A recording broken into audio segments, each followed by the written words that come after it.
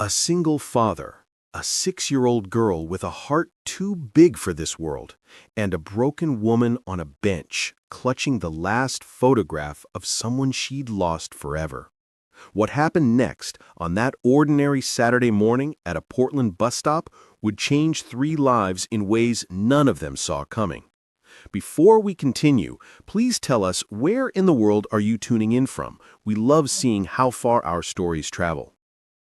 The bus stop on Division Street wasn't crowded that Saturday morning. Just one person sat on the weathered bench, a young woman with blonde hair tangled around her face, wearing worn clothes that looked like they'd been slept in. She was crying. Not the loud, attention-seeking kind of crying, the silent kind. The kind that comes from somewhere so deep that words can't reach it anymore. Tears streamed down her cheeks as she clutched a crumpled photograph in her trembling hands, staring at it like it was the only thing keeping her tethered to this world. Collins Briggs noticed her. His first instinct was protective, not of the woman, but of his daughter. Abigail's small hand was warm in his calloused palm as they walked to the farmer's market, their Saturday morning ritual. At 6 years old, Abigail had a tendency to notice things most adults train themselves to ignore, and Collins knew his daughter well enough to know that she'd already seen the crying woman. "Daddy," Abigail whispered, tugging on his hand. Her brown eyes, so much like her mother's, looked up at him with concern that seemed too heavy for such a small face. "That lady is really sad." Collins gently tried to steer them to the other side of the sidewalk. "I know, baby, but sometimes people need space when they're upset." They were almost past the bus stop when Abigail stopped walking entirely. She let go of his hand. "Abigail," Collins started, but his daughter was already moving toward the bench with that determined walk she got when she'd made up her mind about something. The woman looked up, startled, as a small girl in a peach jacket appeared in front of her. Her first instinct was to wipe her tears, embarrassed to be seen so vulnerable by a child. Abigail stood there for a moment, studying the woman with the kind of directness only children possess. Then she spoke, her voice clear and gentle. "I think you need a hug. Can I hug you?" Her little arms were already opening. The woman's face crumpled. Fresh tears spilled over, but something in them had changed. She nodded, unable to form words, and the little girl wrapped her arms around her as far as they would go. Collins stood frozen, a few feet away, his throat suddenly tight. He watched his daughter hold this stranger with the same fierce tenderness she showed him when he came home exhausted from construction sites, too tired to do anything but collapse on their couch. "It's okay," Abigail said softly, patting the woman's back. "My daddy says crying helps the sad come out, so happy can come back in." The woman let out a sound somewhere between a laugh and a sob. She gently hugged the child back, her shoulders shaking. For the first time in what might have been days or weeks, someone was touching her with kindness instead of suspicion. Collins approached slowly, every protective instinct on high alert, but something in the moment felt genuine, sacred even. "I'm sorry," the woman said, her voice hoarse and raw. I pulled back from Abigail, wiping her face with her sleeve. "I'm not usually—" "No apologies needed," Collins said quietly, sitting down on the bench. He kept Abigail between them, a father's caution still present despite the tenderness of the moment. "I'm Collins. This is my daughter Abigail." "LOD," she managed, her voice barely above a whisper. "That's a pretty name. Why are you so sad?" "Abigail, that's personal," Collins started, but Elodie shook her head. "It's okay." She looked down at the photograph in her hand, then held it out so Abigail could see. It showed 2 women at a Christmas dinner table, laughing, their faces bright with joy. One was clearly a younger version of Elodie. The other was older, with the same blonde hair and warm smile. "Is that your mommy?" Abigail asked. Elodie nodded, her jaw tight as she fought back another wave of tears. "Yeah, she was. She died 8 months ago," Pancreatic illness. It happened so fast we didn't even have time to say all the things we needed to say. She touched the photograph gently, like it might disintegrate if she pressed too hard. Today would have been her 54th birthday. The words hung in the air between them. Collins felt something crack open in his chest. That specific kind of recognition that only comes from shared loss. He knew exactly what it felt like to have the calendar turn into a minefield of painful anniversaries. "I'm sorry," he said, and the way he said it made Elodie look at him more closely. There was understanding in his voice, not pity, understanding. "You get it," she said. Not a question, a statement. Collins nodded slowly. 3 years now. Some days are easier than others. Most days aren't easy at all. Abigail squeezed Elodie's hand. "My mommy went to heaven too. Daddy says she's watching us from the stars." Elodie's eyes filled again, but she managed a sad smile. "What was your mommy like?" "Daddy says she was really good at making pancakes, and she always sang when she was happy. Daddy says I got her eyes." Collins put his hand on his daughter's shoulder, steadying himself as much as her. They didn't talk about their mother often. It still hurt too much. But Abigail was right. She did have her mother's eyes. He looked at Elodie, really looked at her. Beneath the worn clothes and tangled hair, he could see someone who'd once had a different life. There was education in the way she spoke, careful articulation even through the tears. "Do you have somewhere to stay?" he asked gently. Elodie's jaw tightened, pride warred with honesty in her expression. "Different places," she said carefully. "The shelter when there's room. Sometimes there isn't room." What about food? She didn't answer, which was answer enough. Abigail looked up at her father with those big, knowing eyes. "Daddy, she's hungry." "I know, baby." Collins made a decision. "Elodie, we're heading to the farmer's market. Would you join us?" "My treat. Abigail never lets me pick the right apples anyway." Elodie hesitated, every survival instinct she developed over the past month screaming at her to be careful, to not trust too easily. But there was something about this man and his daughter that felt safe, real. "I don't want to be a burden," she said quietly. "Please," Abigail said, still holding her hand. "You can teach me how to pick the good apples. Daddy always gets the mushy ones." Despite everything, Elodie laughed, a real laugh that surprised even her. "Okay, I guess I'm an apple expert now." They walked the 3 blocks to the farmer's market together, an unlikely trio. Abigail positioned herself between Collins and Elodie, holding both their hands, chattering about everything and nothing. "I'm in 1st grade. My teacher is Mrs. Patterson, and she has a really loud voice, but she's nice. My best friend is Maya, and she has a dog named Biscuit. Do you like dogs? I want a dog, but Daddy says we're not home enough." Collins watched Elodie listen to his daughter with genuine interest, occasionally asking questions that made Abigail light up even more. There was patience in the way Elodie engaged with her, the kind of natural comfort with children that you can't fake. As they walked, Collins found himself studying Elodie's profile when she wasn't looking. She couldn't be more than 28, maybe 30? Too young to have experienced the kind of loss that aged your eyes the way hers were aged. "How long since you ate something warm?" he asked quietly, while Abigail was distracted by a street musician. Elodie's step faltered slightly. "Tuesday, I think? Maybe Monday. The days kind of blur together. The shelter doesn't provide meals? When they have room, they do, but there's more people than beds most nights." She said it matter-of-factly, without self-pity, just stating the reality of her world. Collins felt anger rise in his chest, not at her, but at the series of circumstances that had led someone educated and capable to sleeping on streets. "What did you do before I was homeless?" Elodie finished for him without bitterness. "I worked at Powell's Books, the big one on Burnside.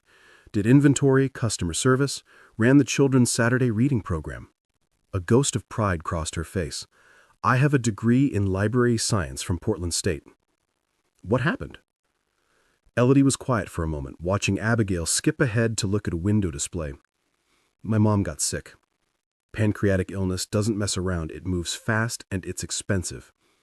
I took time off to take care of her, used it my sick days, then my vacation days, then started missing shifts because she needed round-the-clock care those last few weeks." She swallowed hard. "I got let go 3 weeks before she died. Lost the apartment 2 months after that. Couldn't afford it on unemployment, and medical bills had taken everything we had.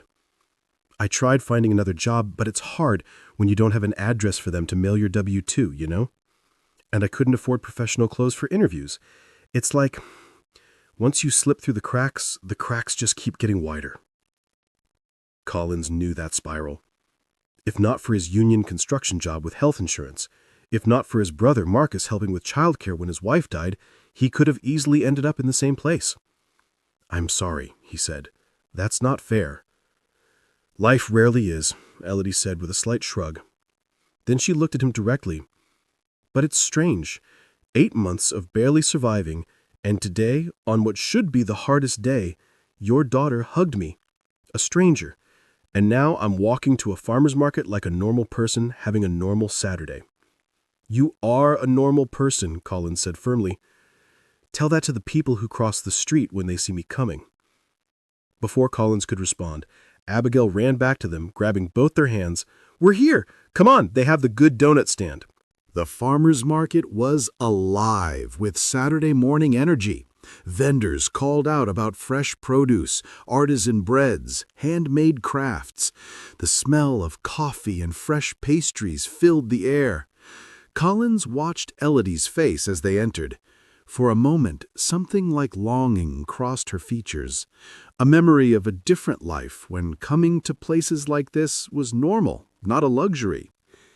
"Apple stand first," Abigail announced, pulling them toward a booth overflowing with different varieties. "Elodie, you have to show me the good ones." At the apple stand, something shifted. Elodie came alive in a way Collins hadn't seen yet. She picked up an apple, examined it carefully, then handed it to Abigail. "See how it's firm when you press it gently? No soft spots. And look at the color. This variety should have a deep red with these yellow undertones. That means it got enough sun." She held it up to Abigail's nose. "Smell the stem end. Smells fresh, right? Not fermented or weird." Abigail inhaled deeply and nodded, completely captivated. "That's a good apple," Elodie declared, and placed it in their bag. They went through the process with a dozen apples, Elodie teaching, Abigail learning, Collins watching with something warm spreading through his chest. His daughter was laughing, really laughing, and Elodie, for these few minutes, seemed to forget whatever darkness had brought her to tears on that bus stop bench. "How do you know all this?" Collins asked. "My mom and I used to come to farmers markets every Saturday. She grew up on a farm in eastern Oregon before she moved to Portland for nursing school. She taught me everything about picking produce." Her eyes went distant for a moment. "I haven't been to a market since she died. Couldn't afford it." "Daddy, can we get donuts?" Abigail pointed, at a stand where fresh donuts were being made, the smell of fried dough and cinnamon sugar wafting over. "Of course, baby." As they walked toward the donut stand, Elodie started to hang back, and Collins noticed. "You're getting a donut too," he said gently, but firmly. "Collins, I can't. When's the last time you had something warm and sweet?" She didn't answer. "That's what I thought." He ordered 3 donuts, handing one to Elodie along with a hot coffee. No arguments. Elodie took the donut with shaking hands, and when she bit into it, Collins saw her eyes close. The expression on her face was almost painful to watch. Gratitude mixed with grief, mixed with the simple pleasure of warm food. They sat on a bench while Abigail watched a juggler perform. An idea had been forming in his mind for the past hour. It was probably crazy, definitely impulsive, but something about this woman and her story, something about the way his daughter had immediately connected with her, something about recognizing the same grief he carried every day, it all added up to a decision that felt both reckless and right. "Elodie," he said carefully, "I want to ask you something, and I need you to really think about it before you answer." She looked at him warily. "Okay." "I have a garage apartment. It's a studio above our detached garage in the backyard. The last tenant moved out 6 months ago, and I haven't had time to list it again." He paused, choosing his words carefully. "It needs some cleaning, maybe some paint, but it has heat, running water, a small kitchen. It's not much, but it's weatherproof and warm." Elodie's eyes widened. Collins, I can't pay rent. I don't have... I'm not asking for rent, Collins interrupted. I'm asking for help. I don't understand. Collins looked over at Abigail, who was laughing at the juggler. I work construction. Long hours, early starts. Abigail is in after-school care until 6 most days, and she hates it. The woman who runs it is nice enough, but it's just TV and snacks in a church basement. No homework help, no real attention. He turned back to Elodie. I come home exhausted. Most nights I'm too tired to do anything but heat up chicken nuggets and pass out during bedtime stories. Abigail deserves better.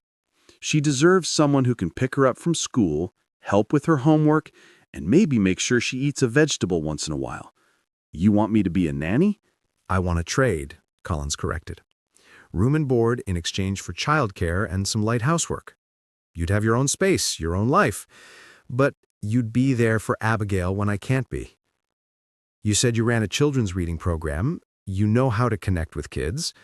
Abigail already trusts you, which is rare. She's been cautious since her mom died. Elodie was silent, her mind clearly racing. I know this is forward. I know you don't know us, and we don't really know you. But I'm a good judge of character, and so is my daughter. And right now, I think we could help each other. Why would you do this? Elodie asked, her voice thick with emotion. You don't even know me. I know you're educated. I know you're grieving someone you loved deeply. I know you're capable. The way you taught Abigail about apples, the patience you showed with her questions. I know my 6-year-old daughter, who has better instincts about people than most adults I've met, wanted to hug you. He met her eyes. And I know what it's like to need someone to throw you a lifeline when you're drowning. Tears were streaming down Elodie's face again, but these were different from the ones at the bus stop.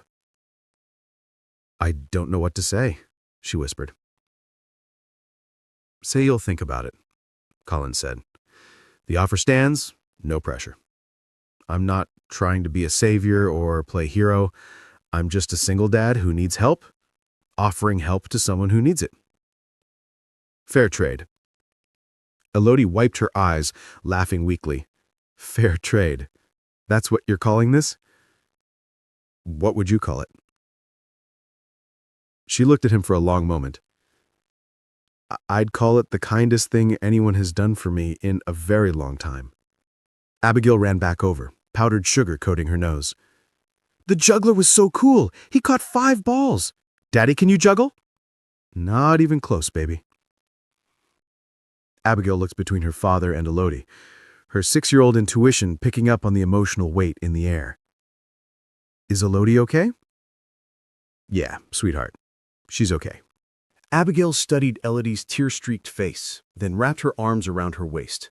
I'm glad we found you today. Elodie hugged her back, closing her eyes. Over Abigail's head, she looked at Collins. Could I have some time to think about your offer? Of course. Take all the time you need. I don't have a phone, Elodie admitted quietly. Collins pulled out his phone and a receipt from his pocket, writing down his number.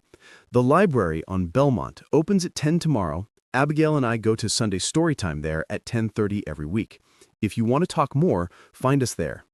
Elodie took the receipt, folding it carefully like it was precious. The Belmont Library, 10:30. No pressure, Collins emphasized. If you decide it's not for you, no hard feelings. But if you want to give it a try, we'll make it work.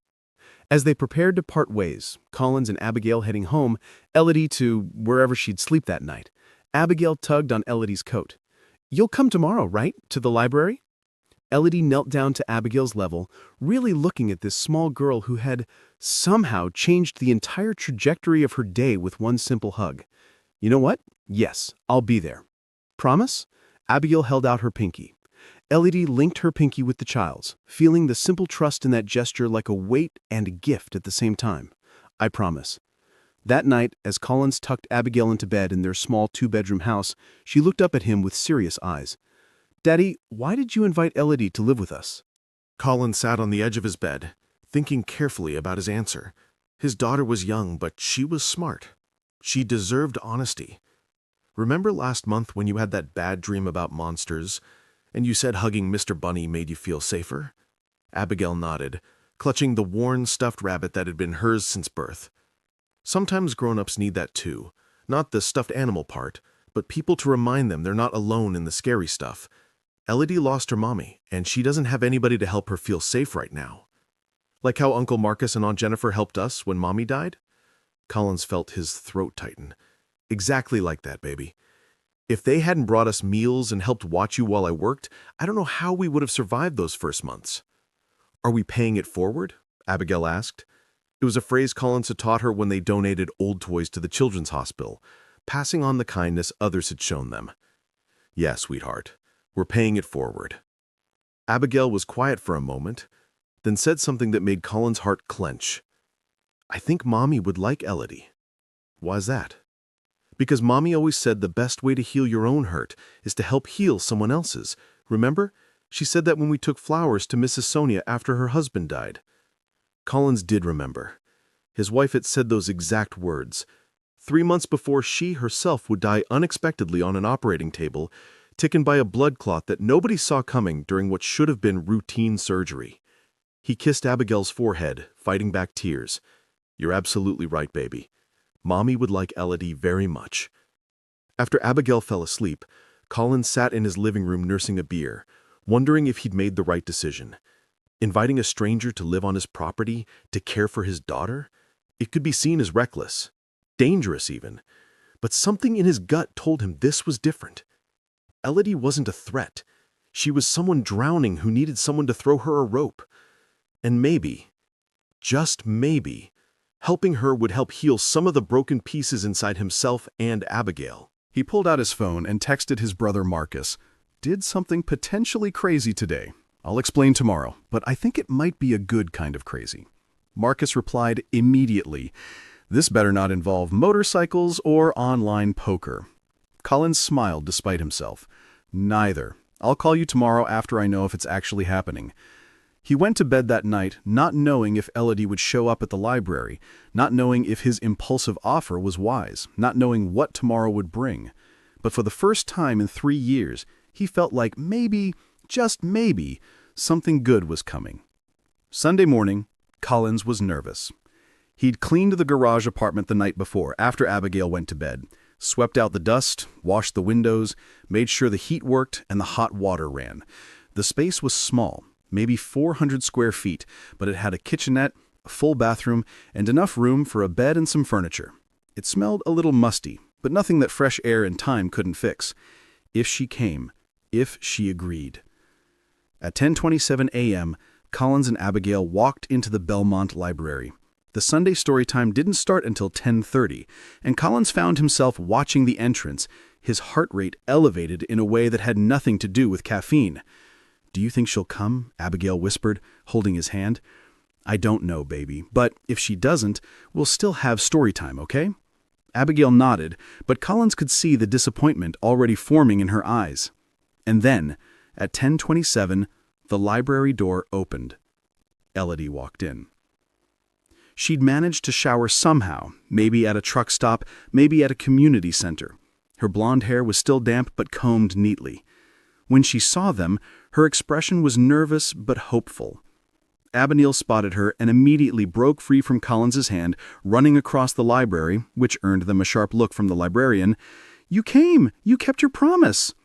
Elodie caught the flying 6-year-old in a hug, her eyes closing as she held the child. Over Abigail's head, she met Collins's gaze. He smiled and mouthed, "Thank you." She mouthed back, "Thank you." The story time was about a lost cat finding its way home, and Elodie sat with him, Abigail nestled between her and Collins. After it ended, they walked outside, into the cool November morning.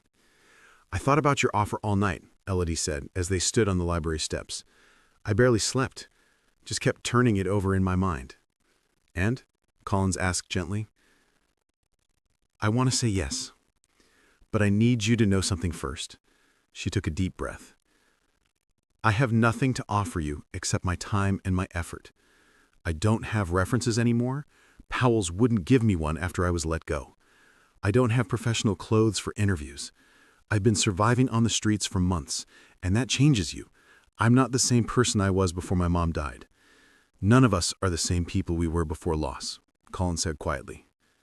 I'm not the same man I was before my wife died. Change isn't always bad. Sometimes it's just different. I don't want to let you down, or worse, let Abigail down. Collins thought about that for a moment. Here's what I propose. 1 week trial. You stay in the apartment, help with Abigail, and we see if it works for all of us. No strings attached. If after a week you want to leave, or if I feel it's not working out, we reassess. No hard feelings either way. Fair? Elodie looked at him like she couldn't quite believe he was real. That's more than fair. That's incredibly generous. So, is that a yes? She smiled, the first real smile he'd seen from her. Yes. It's a yes. Abigail whooped and did a little dance right there on the library steps. Elodie's coming to live with us. Daddy, can we show her the apartment now? If Elodie wants to see it. I'd love to, Elodie said, and Collins heard the relief in her voice. One more night off the streets. One more night with a roof over her head and a locked door between her and the world. Maybe more than one night, if things worked out. The garage apartment wasn't much to look at, but watching Elodie walk through it was like watching someone discover treasure. She ran her hand over the small kitchenette counter, tested the faucet, watching the water run clear and hot, sat on the old futon that served as a couch and bed, looked out the window at the small backyard where Collins had already promised Abigail they'd plant a garden in spring. It's perfect, she whispered. It needs work, Collins said honestly. The paint is old, that futon is probably due for replacement, and the heater is loud. It's perfect, Elodie repeated, turning to face him with tears in her eyes. Collins, you have no idea. I've spent the last 4 months sleeping in doorways, under bridges, in 24-hour McDonald's until they kicked me out. Having a door that locks, a bed that's mine, a bathroom where I don't have to worry about being assaulted. This is perfect. Collins felt his own eyes burning. I'll get you some sheets and towels. There's a mini fridge under the counter, and I'll stock it with basics. Abigail gets home from school at 3:30, so if you could be there to pick her up. I'll be there, Elodie said immediately. Collins, I won't let you down, I promise. I believe you. And strangely enough, he did. The first week was an adjustment for everyone. Elodie picked up Abigail from Bridal Mile Elementary at 3:30 that Monday, and Abigail came home chattering about how all her friends thought Elodie was so cool. They did homework together at the kitchen table, Elodie patient as Abigail struggled through reading comprehension questions. By Wednesday, Elodie had made spaghetti for dinner, and Collins came home to the smell of garlic bread and actual vegetables. You didn't have to cook, he said, genuinely surprised. I wanted to. Besides, I saw the box situation in your pantry. How much mac and cheese can one 6-year-old eat? You'd be surprised, Collins said with a laugh. By Friday, Abigail's reading homework was done early, and Elodie had helped her start a book report that wasn't due for 2 weeks. She's ahead of schedule, Elodie told Collins that evening, and she's reading at almost a second-grade level. She's smart, Collins. Gets that from her mom, too, Collins said softly. The week trial ended, and neither of them brought up Elodie leaving. It just worked. 3 months in, something had shifted in their little household. The garage apartment now had curtains that Elodie had sewn from fabric she'd found at an estate sale. She'd painted the walls a warm cream color using paint Collins brought home from a work site. There was a small bookshelf she'd found at Goodwill, slowly filling with books from the library's free bin. Elodie had started volunteering at Belmont Library on Saturdays, which had led to a part-time paid position shelving books and helping with children's programs. It wasn't much, 12 hours a week, but it was income, legitimate income. She was rebuilding. Abigail's reading had improved dramatically. She'd moved up 2 levels in her reading group at school, and her teacher had commented on how much more confident she seemed. And Collins had started coming home to a house that felt lived in again. Not just survived in, but lived in. There was laughter, there were home-cooked meals more often than not. There was someone who asked him about his day and actually listened to the answer. He tried not to think too hard about the way his heart rate picked up when Elodie smiled at him, or the way he'd started taking longer showers and actually combing his hair in the morning, or the way he found excuses to linger in the kitchen when she was cooking, just to talk. This was a business arrangement, a trade. She helped with Abigail, he provided housing. That was all.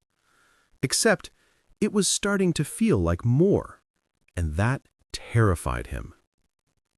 6 months after that Saturday morning at the bus stop, Collins came home to find the backyard transformed. Elodie and Abigail had planted a garden. Neat rows of starter plants, tomatoes, peppers, herbs, even some flowers lined the raised beds that Collins had helped them build a few weeks earlier. Abigail was filthy, dirt smudged across her face, her hair wild. She'd never looked happier. "Daddy, look, we planted everything. Elodie taught me how deep to put the roots and how much to water and everything." Collins looked at Elodie, who was equally dirty, her hair pulled back in a messy bun, wearing an old t-shirt and jeans. She looked beautiful. The thought hit him like a physical blow. She looked beautiful.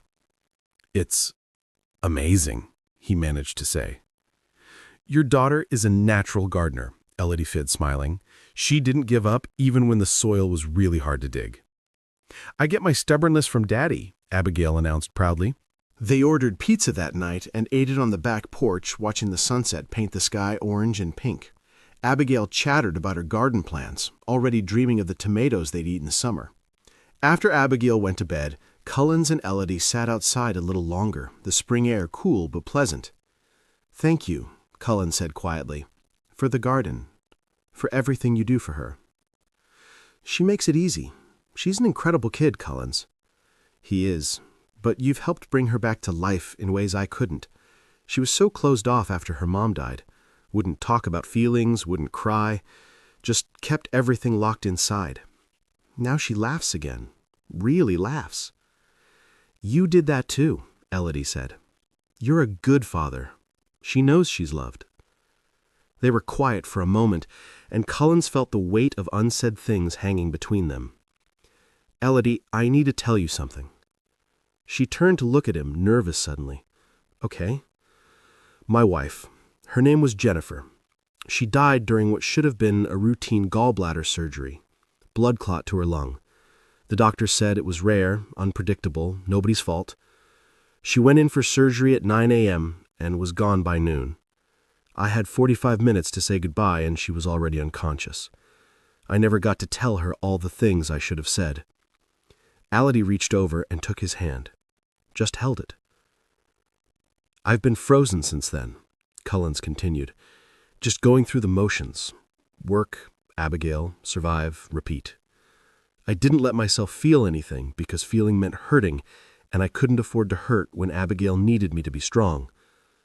"And now?" Elodie asked softly. "Now I'm starting to feel things again, and it scares the hell out of me." Elodie squeezed his hand, understanding exactly what he was saying and what he wasn't saying. "My mom used to tell me that grief isn't something you get over," she said quietly. "It's something you learn to carry differently. The weight never really changes, but you get stronger. Strong enough to hold the grief and still have room for other things. Joy, hope, maybe even love again someday." Collins looked at her, this woman who'd walked into his life when they both needed saving, and felt something crack open in his chest, something that had been frozen for 3 long years. "I think you're right," he whispered. They sat there holding hands as the stars came out, not saying anything more, not needing to. Some things didn't need words. By 9 months, anyone looking at them would have assumed they were already a family. Elodie was working 20 hours a week at the library now, and she'd enrolled in online courses to finish her teaching certification.